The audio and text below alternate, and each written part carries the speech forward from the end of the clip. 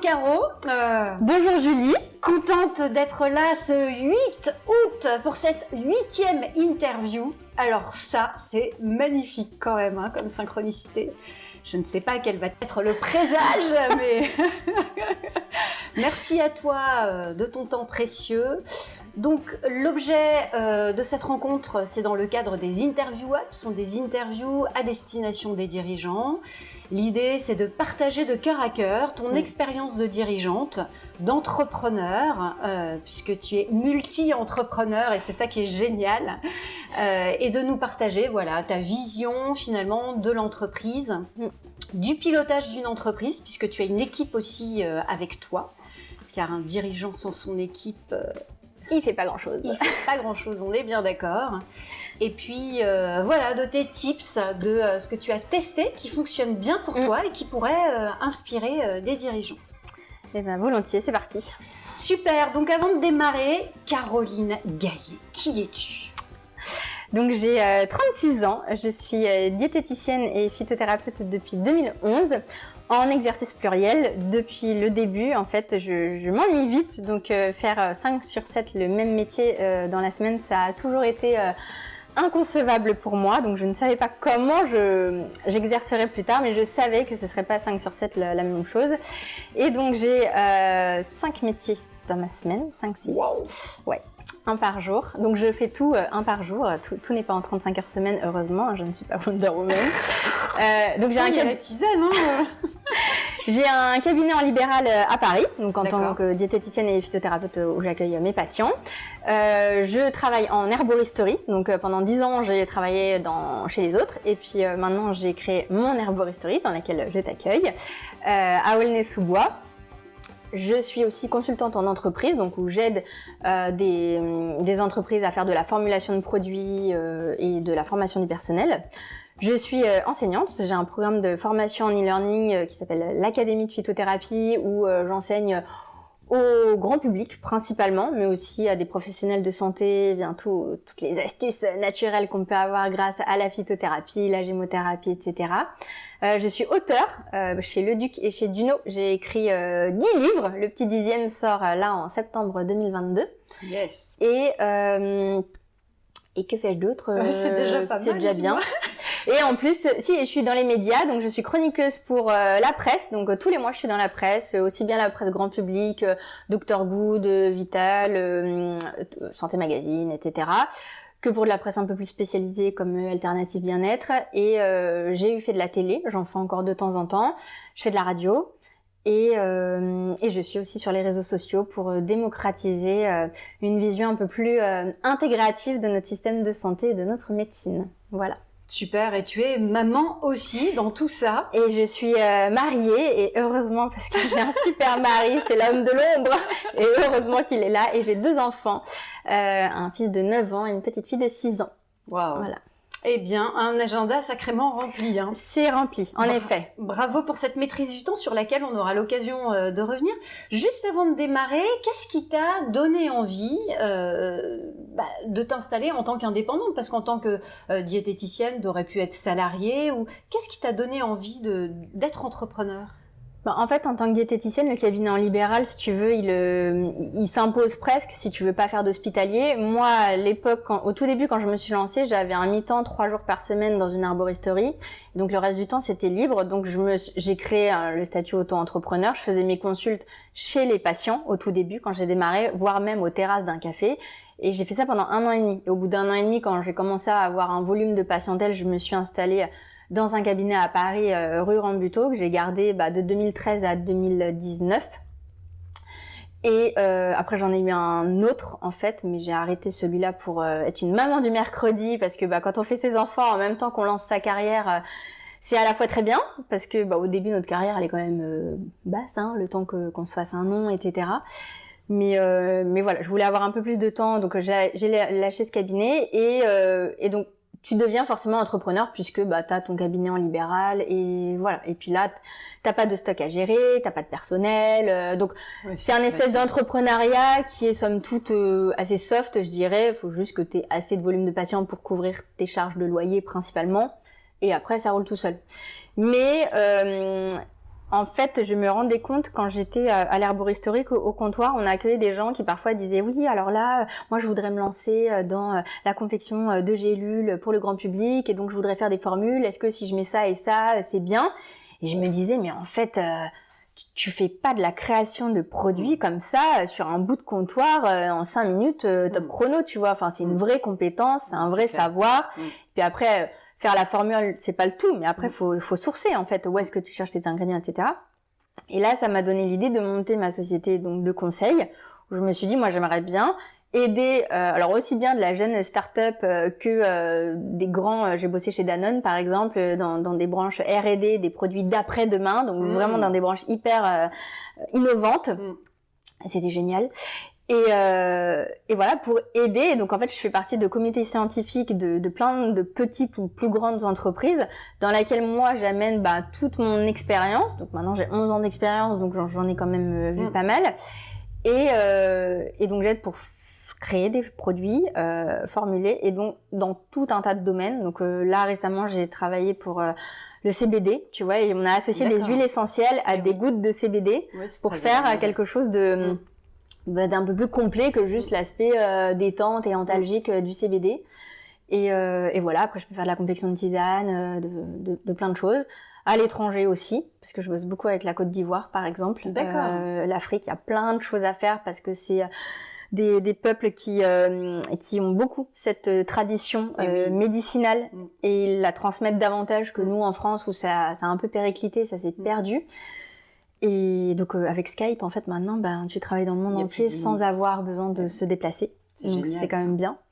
Et du coup, ce côté-là, entrepreneur, m'a toujours excitée, intéressée, et parce que du coup, moi qui m'ennuie beaucoup, ça permet d'avoir des collègues qui sont toujours différents, de travailler dans des environnements différents, de te challenger en permanence. Moi, j'ai toujours une crainte de végéter dans mes apprentissages, tu vois, d'être toujours... moi, je déteste cette zone de confort où t'es pépère dans tes activités. J'aime bien quand ça challenge, quand il y a des trucs nouveaux. Voilà. Ou quand... Voilà.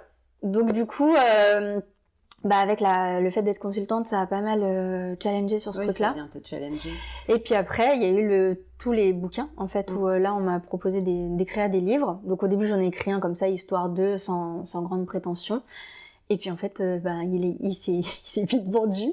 Et donc, du coup, là, j'en écris quasi un par an.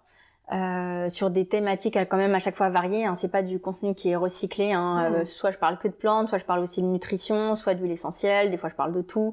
Il y en a qui sont plus ou moins imagés, d'autres beaucoup de textes, voilà. Mais donc du coup ça faut faut assurer toute la promotion de ces ouvrages-là, donc faut être médiatique, donc tu fais tes premiers plateaux télé, tu fais de la presse, et puis quand tu fais de la télé, de la radio, tu te fais repérer, et donc après on vient te chercher, on dit mais on vous voudrait comme chroniqueuse, voilà.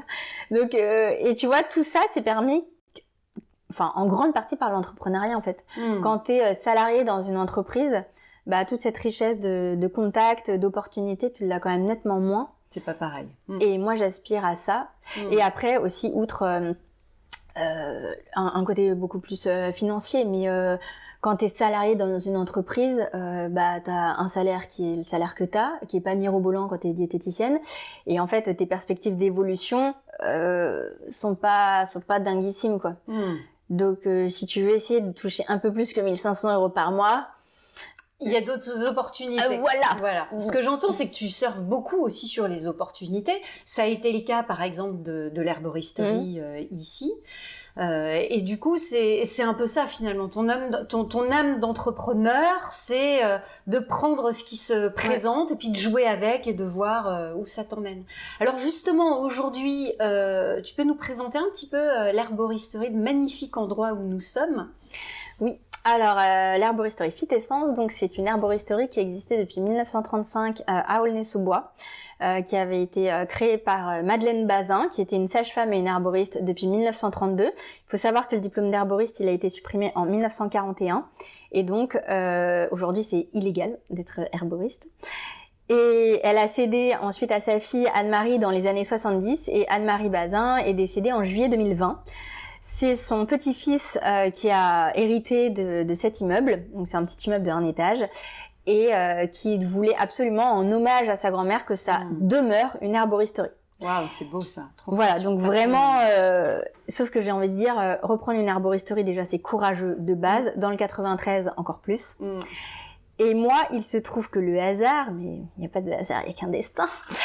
J'ai emménagé à Aulnay-sous-Bois en avril 2021 pour avoir la grande maison, le jardin, etc. Enfin, faire comme tous les Parisiens qui, avec le confinement, ont morflé.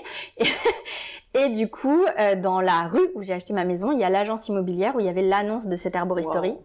C'était pour toi. Wow. Et je vois cette annonce d'herboristerie à reprendre. Je me dis, non mais c'est dingue, il y a une herbo. Et donc, incroyable. Pour la petite histoire, moi j'avais démissionné en janvier 2021 de la précédente herboristerie où j'ai travaillé pendant 10 ans.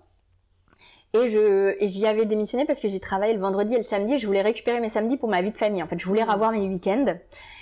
Et là, je tombe sur cette annonce. J'appelle l'agent immobilier, mais comme ça, par pure curiosité, pour visiter. Et là, je visite, donc c'est à 10 minutes en vélo de chez moi. Donc, si tu veux, en termes de qualité de vie, j'ai pas à me farcir les transports. C'est quand même assez luxe. Ouais. Et là, je visite, donc sachant que c'est une herbo de 1935 qui était dans son jus. Donc, elle était en plein travaux par le propriétaire, justement, le petit-fils. Donc, c'était le gros chantier quand je suis venue. Mais il y avait le cachet des meubles d'époque, comme celui qu'on a ici, avec les tiroirs, etc. Et en fait, direct, j'ai vu le potentiel, quoi. Je me suis dit, donc c'est une boutique qui fait 53 mètres carrés, donc c'est une belle surface de vente, avec des meubles d'époque. Il y a quand même toute une clientèle qui était préexistante, donc je démarre pas de zéro. Ouais, tout à fait. Moi, j'ai ma petite notoriété dans le domaine, donc je me suis dit, allez, quoi. À l'aventure. Donc, un nouveau challenge. J'ai revisité avec mon mari, parce que mon mari me tempère toujours dans mes élans. Et là, il a visité, il m'a dit, non mais Caro, ce projet, il est fait pour toi, cette herboristerie, elle t'attend. Waouh. Et donc du coup, j'ai vu le propriétaire. Et là, avec Stéphane, gros coup de cœur aussi sur une vision, en fait, sur ce que lui voulait en termes de transmission et de pérennisation de ce lieu. Et moi, en fait, ce que je voulais en faire, où c'était hyper raccord avec la même éthique, les mêmes valeurs. Et voilà, et donc Stéphane, ça reste une très belle rencontre dans ma vie aussi. Et donc j'ai repris en octobre 2021 et on a ouvert le 22 janvier 2022. Waouh, ouais, c'est et donc récent. Tu vois, si on m'avait dit que le 2 janvier 2021, donc je démissionnais et que un an et 20 jours plus tard, j'aurais mon herbo avec du coup ma marque, mes formules, mes produits. J'aurais dit non mais laisse tomber. Ouais. Et en fait, finalement, si. Et donc j'ai monté une boîte en 4 mois, top chrono, clé en main, ce que personne ne fait en France, vu le côté, on se rend pas compte comme ça, mais c'est titanesque de sourcing. Nous on a un sourcing hyper exigeant, hyper qualitatif. J'ai 5 employés, donc j'ai une masse salariale qui est quand même conséquente. Et voilà. Et donc aujourd'hui on a 6 mois. Et on tourne en août 2022 et donc on est encore des bébés, il y a encore plein de choses à peaufiner, bien sûr. Mais on est quand même hyper heureux de ce premier semestre. On a un bilan qui est quand même très positif sur tout ce qui a été fait, l'accueil des clients et même de la ville qui est hyper content qu'il y a un petit commerce comme ça. Complètement, c'est super, c'est une belle visibilité. Je reviens sur ce que tu disais. De mon point de vue, tu as mis vraiment le doigt sur un élément clé dans l'entreprise qui a, même quand on rachète une entreprise, il y a une vision. Une entreprise, c'est un patrimoine, c'est une histoire, une vision. Tu peux nous partager des éléments clés justement de cette vision ? Déjà cette vision de la transmission en fait, donc c'est quelque chose, donc c'était une entreprise où il y avait la mère, puis la fille, puis moi, donc je suis la 3e génération de femmes, donc ça déjà c'était juste rigolo parce que les herboristes souvent sont des hommes. Et là c'était 2 femmes, la mère, la fille, moi je suis la 3e génération et je trouvais ça assez beau et chouette en fait. Et nous, on est un lieu qui est accueillant des stagiaires depuis notre premier jour d'ouverture. On prend tous les jours des stagiaires. Donc, on a des stagiaires qui viennent de 1 semaine à 4 semaines. Tout profil, aussi bien en naturopathie qu'en diététique, que des stages Pôle emploi pour d'immersion en entreprise pour voir, voilà, ça les titille, mais est-ce que ça leur plaît, ou des petits stages de 3e, les petits stages d'entreprise. Parce que c'est hyper important pour moi que de montrer c'est quoi le concret de ce métier d'herboriste d'officine, parce qu'il y a aussi le métier d'herboriste paysan où là on cultive la terre, on sait reconnaître les plantes, les cueillir, les faire sécher, les transformer en teinture mère, en macérat huileux, etc. Donc ça c'est quelque chose que nous on fait pas du tout. Nous on fait vraiment la vente et le conseil conseil très important, ça fait vraiment partie aussi des valeurs fortes. Donc, outre cette transmission auprès des stagiaires, mais moi, tous les matins, de 10h à 11h, je forme mon équipe tous les jours. D'accord. Donc en fait, on fait de la formation en continu tout le temps. Si c'est pas moi qui m'y colle, mais en général c'est moi.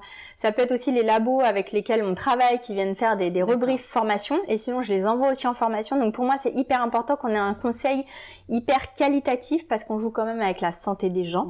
Ils prennent des traitements, des médicaments. Il faut qu'on sache les interactions. Enfin, c'est un vrai métier. On nous interdit de l'exercer correctement parce qu'on a un lobbying pharmaceutique et on est exposé à un exercice illégal de la pharmacie. Donc moi j'ai une pharmacienne dans mon entreprise, je n'y suis pas tenue mais je le fais par éthique et pour montrer que je veux bien faire les choses parce que j'ai espoir qu'un jour il y ait un certificat d'herboriste qui puisse revoir le jour. Et oui, revoir le donc, jour. Il y a un sénateur, Joël Labbé, avec qui je travaille aussi pour essayer de remettre sur pied tout ça. Et donc voilà, la formation pour avoir une excellence de conseil, c'est important. Et après, la qualité du sourcing, si tu veux avoir des plantes qui sont efficaces, que ce soit des tisanes, des poudres, des teintures mères, etc., faut que tu aies des plantes qui aient été cultivées dans des conditions qui soient nickel. Et donc, le sourcing, c'est essentiel. Moi, dans mes 5 employés, j'en ai 4 en boutique et j'en ai une qui ne s'occupe que de ça. Wow. Que d'aller me chercher du sourcing le plus possible en bio, le plus possible en France, et que tout soit transparent. Parce que c'est une filière qui n'est pas du tout transparente. Et voilà, et tout en proposant des prix qui soient justes. On est quand même dans le 93, qui n'est pas le département le plus riche de France. Donc on doit faire des prix. Moi, je refuse que la phytothérapie soit élitiste, et ça fait aussi partie de mes valeurs que de démocratiser tout ça, mais de le rendre accessible. Tu vois, j'ai un collège juste en face, je veux que la petite fille, de 13 ans qui a ses règles douloureuses, si elle veut rentrer pour se soulager ses douleurs de règles, qu'elle puisse avoir une solution. Tout comme l'ado qui passe le bac, qui veut mieux réviser, apprendre, et qui veut des plantes de la mémoire. Son stress. Voilà. Donc voilà, je dirais transmission, excellence du conseil, excellence de la qualité des produits, c'est un peu des valeurs fortes. Des valeurs fortes, oui, et puis avec une vision autour de la santé intégrative, justement. Oui, en fait, souvent, on oppose les pros allopathie, donc la médecine conventionnelle avec les médicaments, et puis les pros médecine douce. Alors bon, médecine douce, c'est assez mal choisi, parce que les huiles essentielles, c'est pas très doux comme thérapeutique.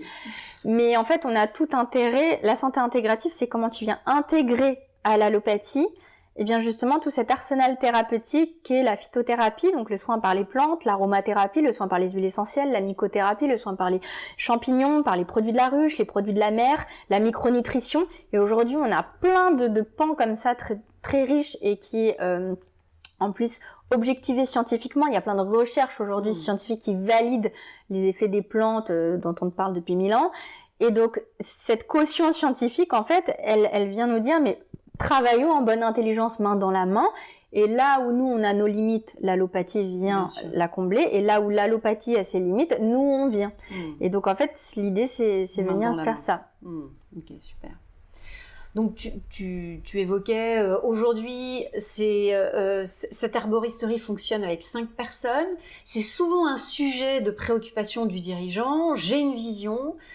Comment maintenant je la transmets de telle manière que mes équipes soient complètement alignées en phase avec moi et que je puisse, comme toi tu le fais déjà finalement, m'extraire petit à petit de mon entreprise pour qu'elle continue de perdurer.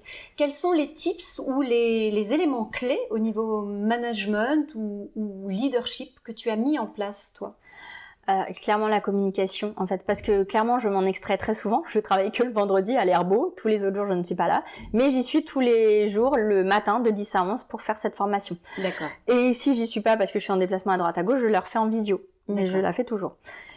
Et donc en fait on a mis en place donc tous les 3 mois je fais des entretiens individuels avec chacun pour prendre la température en fait de comment il se sent, comment ça va, etc. On fait aussi tous les 3 mois une soirée d'équipe ou en mode relâche, voilà. Et tous les 3 mois, on fait une journée entière, le lundi on est fermé, où on fait une journée de formation, mais d'équipe. Parce qu'en fait, ils sont 4 en boutique, mais j'ai 4 binômes qui sont différents. En fait, il y en a que 2 à chaque fois, chaque jour. D'accord. Donc forcément, ils côtoient pas les 2 autres. Donc en fait, j'ai des gens qui se côtoient jamais, qui ne travaillent jamais avec l'autre. Donc oui, parce que en fait, comme moi je suis une slasheuse, que j'ai tous mes métiers, je ne conçois pas d'embaucher en temps plein mes salariés. Donc mes salariés sont en 18 heures semaine. Ils travaillent que 2 jours dans la semaine parce que je veux les autonomiser pour qu'ils aient d'autres activités. Donc ma pharmacienne par exemple, elle enseigne dans son école de naturopathie. J'ai une naturopathe à Aulnay et ça me tenait à cœur d'avoir un poste aulnaysien qui a son cabinet de naturo à Aulnay. Voilà, ils ont tous autre chose à côté pour gagner plus d'argent, pour avoir plus d'opportunités, pour voilà. Et l'idée c'est de les aider à, s'ils veulent, à avoir une qualité de vie un peu plus, un peu comme moi je l'ai eu quoi. Donc du coup c'est important d'avoir cette soirée d'équipe où tout le monde se voit et cette journée de formation parce que moi comme j'ai 4 binômes à gérer, il y a des gens à qui je dis 4 fois le même truc et puis l'autre je lui dis jamais. Bah oui. Et ça c'est hyper compliqué pour moi à gérer. Bah complètement. Après on a un groupe WhatsApp aussi où on échange. Donc là on a que 6 mois, clairement il y a encore des trucs qui sont perfectibles, mais je sais que c'est le nerf de la guerre, c'est la communication, de faire en sorte qu'il n'y ait pas de quiproquos, de choses, d'incompréhension, de choses où moi j'ai l'impression que c'est limpide et en fait ça ne l'est pas pour eux, et d'avoir toujours en tête qu'ils ne sont pas dans ma tête et que là où moi je vois ça, eux ça se trouve ils voient ça et donc il faut donc communication, je dirais que c'est important. Après avoir un salaire décent aussi, je pense que ça motive un peu tout le monde. Moi je paye pas au SMIC et c'était impossible pour moi que de faire ça, même si tout le monde me disait mais Caro, ta masse salariale. Alors oui, c'est énorme avec l'URSSAF derrière, etc. C'est énorme. Mais pour moi, si on vient épanoui au travail, qu'on a de la reconnaissance de ce qu'on fait et qu'en plus on est gratifié en termes de salaire à une valeur qui est juste, ça motive plus, ça aide aussi à garder le sourire, et donc le sourire avec le client, donc la fidélisation, donc le fait qu'il revienne, etc. Donc c'est tout un cercle vertueux en fait que tu instaures et que tu pérennises, et même pour l'ambiance d'équipe en fait, pour qu'il y ait une bonne ambiance, quand tu vois la tête de ton collègue que un jour dans la semaine, puisque chacun bosse avec 2 personnes à chaque fois. Donc en fait, tu vois, tu peux pas avoir de grosses crises, tu vois. Et tu as aussi mis en place une charte des valeurs ou Oui, on a une charte qui est affichée. D'accord, j'ai pas vu. Je vais te la montrer. Donc avec tout ce qui est les valeurs de l'entreprise, donc au niveau justement de cette excellence, de cette conscience professionnelle, etc. Que vous avez co-construit. Qu'on a co-construit avec l'équipe de départ du mois d'octobre. L'ambition aussi qu'on a, on a des ambitions assez fortes au plan national et même international. Et puis voilà un petit peu les qualités humaines attendues, les qualités professionnelles attendues de chaque collaborateur. Et voilà, et donc ça c'est affiché dans les parties communes mais privées de l'équipe. D'accord, c'est les normes de l'équipe. C'est ça. C'est le mode de fonctionnement. Waouh, super, ça c'est un beau tips. Oui, on ira la voir, on ira la filmer d'ailleurs si c'est ok pour toi c'est ok de la pour partager. Moi. Bon, génial. Alors en tant que slasheuse, en tant que multi-entrepreneur, un sujet de préoccupation du dirigeant, c'est la maîtrise du temps. Ouais. Comment je fais pour conjuguer toutes ces activités? Quels sont toi tes tips, même si on n'a jamais fini de le travailler, ça c'est sûr, hein. Mais qu'est-ce que tu as mis en place de spécifique par rapport à ça La délégation. La délégation. C'est obligatoire. Donc la délégation suppose avoir de la confiance et suppose prendre du temps, enfin accepter de perdre du temps au début pour dire aux autres comment il faut que ce soit, pour que ce soit nickel. Pour que moi j'ai juste à vérifier de loin, mais voilà. Donc je parlais de mon mari tout à l'heure, mais ça peut être déjà toute la délégation, la logistique. Elle est acheter des cartons. Jamais j'ai racheté des cartons. Déjà j'ai pas mon permis de conduire, j'ai jamais pris le temps, de le passer. C'était secondaire pour moi. Mais voilà, il va me faire tous ces trucs-là. Et après dans l'entreprise vraiment en tant que telle, ma compta, je suis jamais à jour de ma compta. Ça me saoule de faire ma compta. Je déteste faire mon administratif. Voilà, j'ai une petite assistante qui fait ça et c'est très bien. Et après en fait mon équipe, je me repose beaucoup sur eux et en fait en les responsabilisant, et ça fait aussi partie pour moi des critères d'épanouissement au travail, c'est que voilà, chacun est responsabilisé sur la gestion de certains stocks, que ce soit les plantes, les huiles essentielles. Une autre elle me fait toute la partie des compléments alimentaires et donc du coup c'est sa partie. La pharmacienne me gère un peu tout l'aspect rangement, hygiène, ordre de toute la boutique, et comme ça t'es sûr que tout est carré tout le temps, que tout est bien nettoyé comme il faut, que tout est nickel. Et du coup, comme ça, l'autre me gère un peu toute la partie réseaux sociaux, LinkedIn, Insta, Facebook, YouTube, TikTok, enfin bref, tout ça. Donc moi, je fais la création de contenu, mais tout ce qui va être publication, machin, c'est Kim qui gère. Et donc voilà, chacun a son petit rôle de chef dans un domaine. Et leader d'un domaine particulier. Voilà. Et en fait, ça me permet moi de me dégager du temps parce que clairement je n'y arrive pas. Hein, je vais pas prétendre le contraire. Donc je bosse encore souvent tard la nuit parce qu'il y a des trucs que je dois boucler. Et puis que voilà, que j'ai des enfants et que je fais partie de ces mamans qui refusent d'avoir le téléphone devant leurs enfants. Donc je n'ai jamais mon téléphone devant mes enfants. Bravo. Donc j'attends qu'ils soient couchés et du coup la nuit c'est ma deuxième journée qui commence quoi. Donc c'est pas hyper je sais que c'est du court terme cette affaire, c'est parce que là on est en lancement et que c'est compliqué, que je peux pas faire autrement.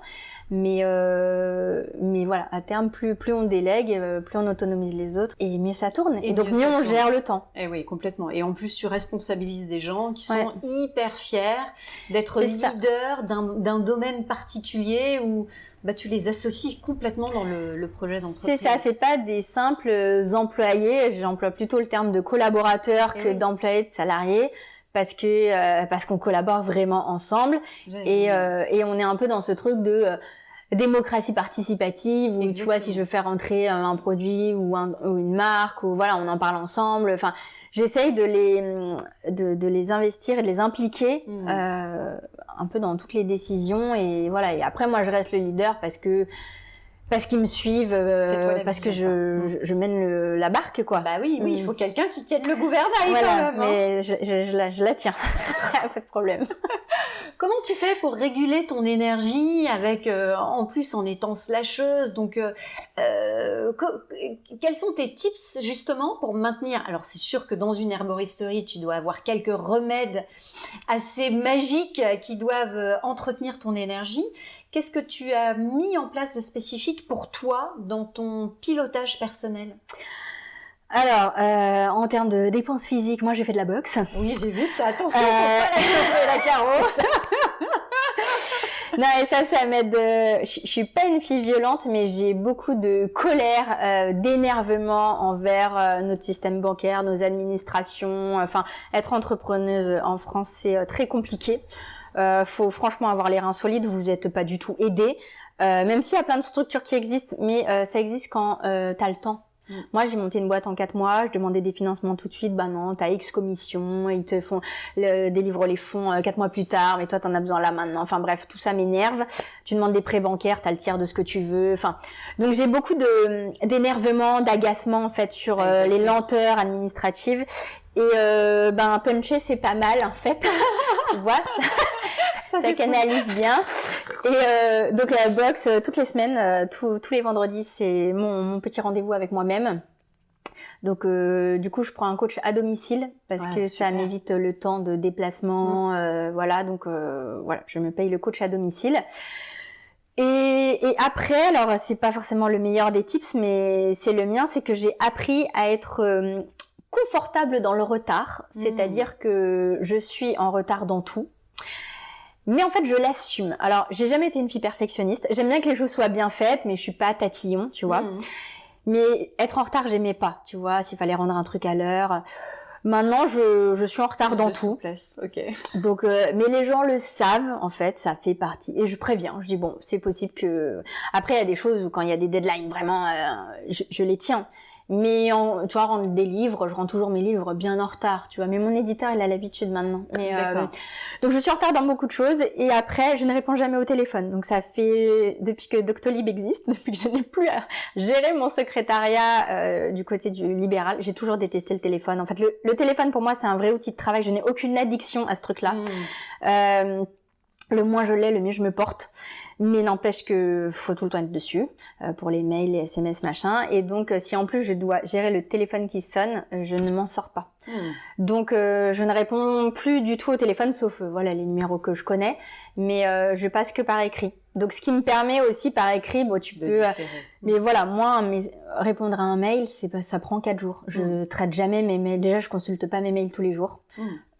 Parce que j'ai pas le temps en fait, je bosse vraiment tout le temps et mon cœur de métier c'est pas mon administratif en fait. Donc même si voilà, j'ai des patients, j'ai des clients qui me demandent des choses, Voilà, je me dois de leur répondre, je le sais. Mais j'estime qu'il n'y a pas urgence. Si urgence, il y a le 15. Et, et du coup, pour ce qui est du domaine du travail, ça peut attendre 4 jours. Oui, après ta norme, elle est posée. À partir c'est du ça, moment ma norme est posée. Où c'est communiqué, c'est OK. Voilà. En tous les cas, toi, c'est ton système aussi qui te permet finalement d'avoir aussi ta bouffée d'oxygène. C'est parce ça. qu'effectivement, dans sinon, je m'en sortirais pas en fait. D'activité, bah oui, complètement. Déjà là, je suis tout juste à flot, tu vois, pour me maintenir en bonne santé, parce que j'ai surtout pas envie d'être la cordonnière la plus mal chaussée, tu vois, dire à tes patients couche-toi avant minuit et toi de te coucher à 2h du mat. Ouais. Bon, ça va un temps, là je sais que c'est du court terme, c'est parce qu'il y a un lancement et qu'on est dans un contexte économique compliqué. Donc faut pas relâcher la pression, mais je sais que tout ça va se détendre au fur et à mesure. Et tu vois, quand il faut passer une journée avec mes enfants, je la passe et donc je me mets encore plus en retard sur des rendus de dossiers. Et ben c'est pas grave, mais c'est lance dans les bulles. Oui, parce qu'en fait tu sais, moi je fais aussi beaucoup de développement personnel et ça fait partie aussi de mes bulles de relâche, que la lecture, etc. Et en fait, j'ai besoin d'être épanouie dans tous les domaines de ma vie. Ouais, donc, j'ai besoin d'être épanouie dans mon couple et je peux pas sacrifier mon couple pour mon travail. J'ai besoin d'être épanouie en tant que maman. Et typiquement, le téléphone devant les enfants, je l'ai arrêté parce que moi, ça me rend irritable. Et en fait, mes enfants m'énervaient en fait parce que j'étais en train de faire un truc et ils venaient me solliciter. Et en fait, je devenais agressive et je me disais non mais les pauvres, ils y sont pour rien. Et en fait, je préfère ne pas l'avoir et être pleinement disponible avec eux et voilà, donc je veux être épanouie dans tous ces domaines, avoir un peu de temps pour moi avec ma boxe, un peu de temps aussi de vie sociale pour de temps en temps me faire un déj avec une copine, un dîner, une soirée et voilà. Et donc ça c'est du temps, donc le temps si tu le passes à autre chose, tu le passes pas à travailler, donc tu te mets en retard. Mais c'est OK. Et après j'ai aussi beaucoup travaillé mon apprentissage à dire non et à refuser des projets. Ou à leur dire si vous voulez travailler avec moi c'est OK, mais c'est l'année prochaine en fait, ou c'est dans 6 mois parce que là je n'ai pas de disponibilité pour vous. Oui, ta perception elle est très claire et puis là un élément clé que j'entends, c'est que tu es attentive à tes différents domaines de vie. Il n'y a pas que ton travail. On pourrait se dire en tant que slasheuse passionnée qui dégage un enthousiasme incroyable.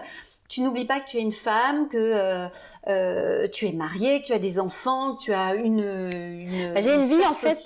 Voilà. Et du coup, je me respecte. Important. Je respecte mes besoins. Et en fait, c'est parce que aussi en cabinet, je vois beaucoup de femmes, et de patients, enfin même des hommes, qui sont pas épanouis, qui sont dans des boulots qui leur vont pas, qui rentrent à la maison un peu ronchon et du coup c'est le conjoint qui trinque, des couples qui divorcent, moi divorcer c'est, enfin ce serait terrible pour moi, avoir un foyer qui sépare mes enfants. Enfin, ça me tient vraiment. Ça fait partie de mes valeurs plus personnelles. Ça m'est que de créer un foyer uni, aimant, voilà.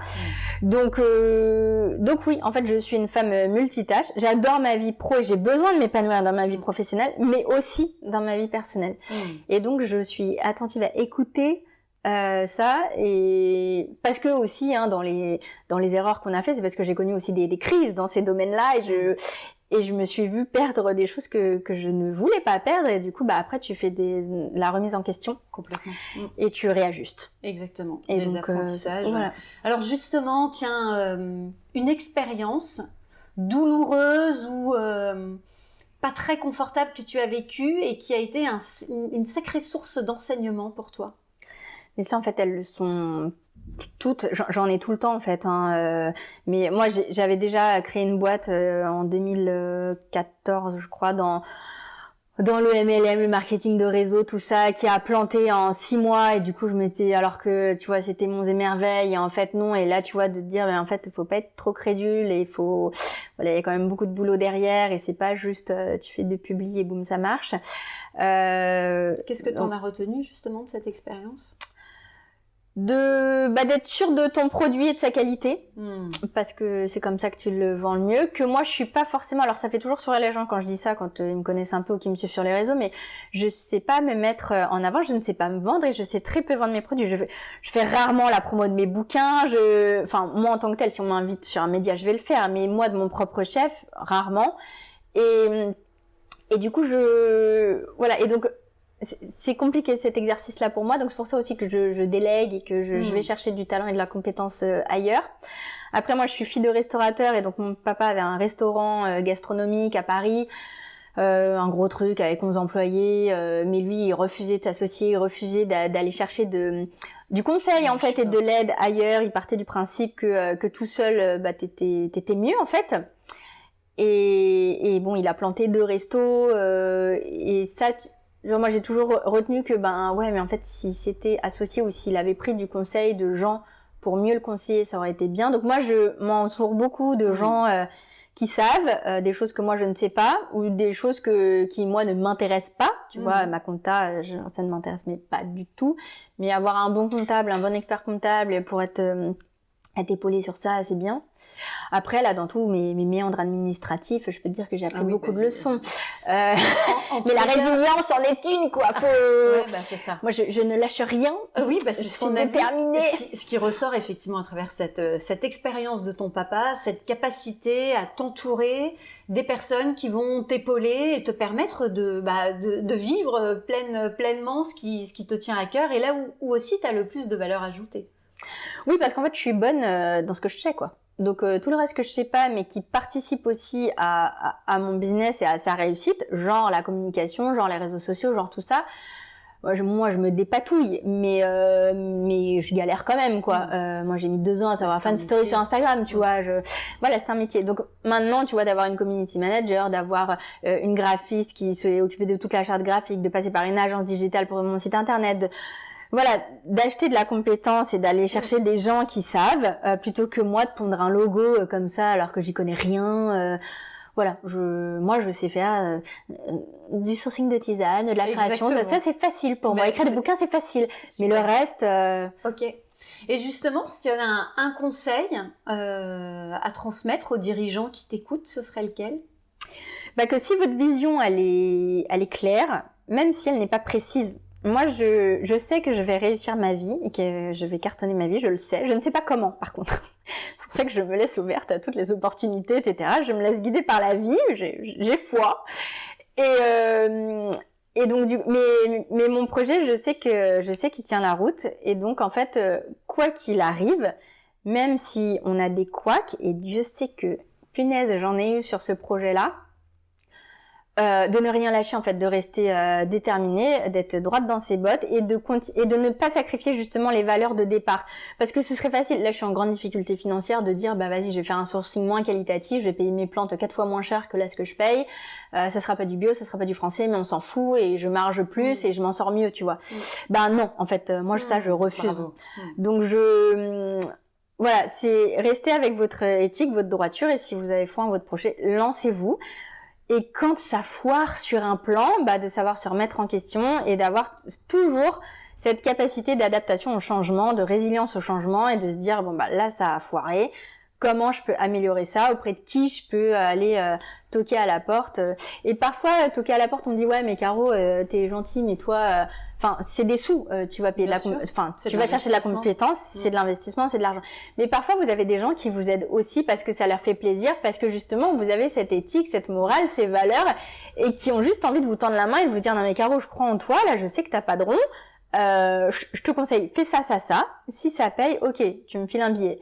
Et ça m'est arrivé. Donc je salue aussi ces belles personnes que j'ai eues sur ma route, mais je les ai eues parce que je suis quelqu'un de très honnête, intègre, avec des valeurs je suis pas la fille qui va chercher à mettre des entourloupes à tout le monde, quoi. Et je pense que ça c'est important en tant qu'entrepreneur et de dirigeant d'entreprise et de chef d'entreprise, parce que là aujourd'hui j'ai des salariés, des collaborateurs qui me voient faire, et donc ils voient que je reste droite malgré tout.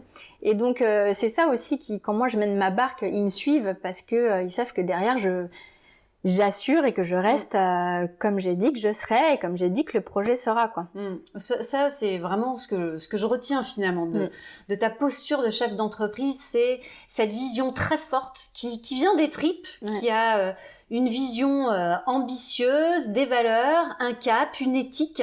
Et quels que soient les challenges, les difficultés, eh bien c'est comment je peux rester alignée avec cette vision et cette notion de collaboration, de travail avec toute une équipe interne, externe, peu importe, mais en tous les cas, de t'entourer des personnes qui vont t'aider à atteindre cette vision. Ça, c'est vraiment une force et un élément clé, en plus de ton énergie débordante et incroyable. Waouh! Eh bien, merci beaucoup, Caro, pour cet échange. Pour terminer, une page d'actualité. Eh ben écoute, en actu, fin septembre 2022, j'ai donc mon 10e livre qui sort, Les tisanes qui soignent, que j'ai coécrit avec le docteur Patrick Aubé. Tu vois, dans cette dimension de santé intégrative, écrire avec des médecins, c'est toujours très intéressant. Et puis après, je participe à 3 congrès, sommets, donc le sommet de la naturopathie et de la santé intégrative avec Charlotte Jacquet début octobre. Début octobre aussi, il y a le sommet des plantes médicinales avec Loïc Plisson. Et je fais aussi le sommet du jeûne. Et je suis sponsor de l'Académie médicale du jeûne qui va être suivie en documentaire. Alors je sais plus si c'est une équipe de France 2 ou France 5. Ça paraîtra en octobre et c'est 15 médecins qui font un Paris-Saint-Malo à pied en jeûnant. Wow. Et qui, pendant leur jeûne, vont boire des tisanes Phytessence, puisque je leur ai fait une formule du jeûneur exprès. Wow. Et voilà. Donc, super. Donc tout ça, c'est sur fin septembre, octobre. D'accord. Voilà que ça va se passer. Après, sur mon site carolinegaillet.com ou .fr, je ne sais plus. On va tout remettre. Il y a tous mes ateliers aussi. L'herboristerie, je le disais, c'est un lieu de transmission. Oui. On accueille des stagiaires. Moi, je forme mes salariés, mes employés, mais je forme aussi le grand public et je fais des ateliers en présentiel, des ateliers en visio. Donc ça, il y en a tous les mois. Et ceux en visio, sont très bien pour les provinciaux, ceux qui ne veulent pas venir à Aulnay. Et oui. Donc voilà, donc toujours une actu un peu riche. Et après, dans les médias, ça c'est toujours un peu variable, mais je suis tous les mois quelque part. Bon, super. De toute façon, on remettra tous les liens dans la description de la vidéo pour pouvoir te retrouver. Peut-être même le lien de l'herboristerie, puisque vous faites aussi de la vente par correspondance. Oui. Et puis, une personnalité à suivre, vous l'avez bien compris. Merci beaucoup, Caroline, de ton temps. Merci, Julie, pour cette invitation. J'espère que ça aura pu inspirer certains dirigeants. Certainement. Merci, à très vite. Au plaisir.